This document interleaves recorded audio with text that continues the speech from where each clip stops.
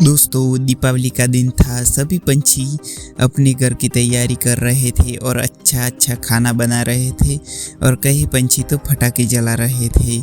लेकिन इस सब के बीच में टोनी चिड़िया उदास होकर बैठी थी, क्योंकि टोनी चिड़िया का पति आज दीपावली है फिर भी घर पे नहीं आया था और वो कमाने के लिए दूसरे जंगल गया हुआ है। टोनी उदास होकर बैठी थी। टोनी की बच्ची कहती है, मम्मी मम्मी आप उदास होकर क्यों बैठी हो और हम पटाखा कब जलाएंगे? तब टोनी कहती है, क्या बताए बेटी, तुम्हारे पापा घर से निकले हैं जब कमाने के लिए दूसरे जंगल, तो आए ही नहीं। फिर अब आज ही लगता नहीं है कि दीपावली के दिन आए गए या नहीं। और मैं कालू कौवा के पास मदद मांगने के लिए जाती हूँ, तू घर पे रहना। टोनी कालू कौवा का दरवाजा खटखटाता है और कहती है कि कालू भैया मुझे थोड़ी मदद कर दो, थोड़े पैसे दे दो।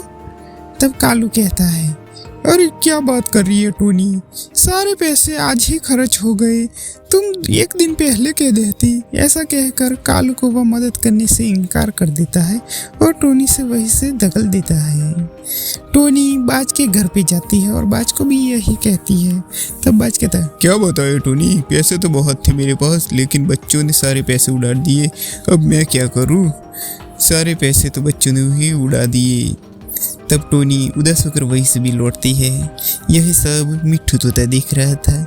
मिट्ठू तोता टोनी चिड़िया को बुलाता है और कहता है, टोनी बहन तुम चिंता मत करो, मैं तुम्हारे साथ हूँ, मैं तुम्हें पटाखे देता हूँ और ये थोड़ा सा खाना है वो भी ले जाओ, छोटी बच्ची को खिला देना। और मिट्ठू तोता टोनी की मदद करता है। थोड़ी देर के बाद टोनी का पति घर पे आता है और बहुत सारे पटाखे और अच्छा खाना लेकर आता है और बहुत सारे पैसे भी लेकर आता है। तब टोनी कहती है कि मिट्ठू ने अपनी मदद की है तो उनकी मदद भी हम करेंगे और मिट्ठू भैया के भी घर पे जाके हम उसको भी आधा पटाखे देंगे। और टोनी का पति कहता, हाँ ऐसा ही हम करेंगे। और कालू देखता रह जाता है और कालू का भी पटाखे कम हो जाते हैं और बाज का भी पटाखे कम हो जाते हैं। और टोनी की बच्ची, मिट्ठू और मिट्ठू के बच्चे सभी पंछी पूरी रात तक पटाखे जलाते हैं और एंजॉय करते हैं। तो हैप्पी दीपावली दोस्तों। आपको ये कहानी कैसी लगी हमें कमेंट में बता देना। मिलते हैं अगले वीडियो में, बाय।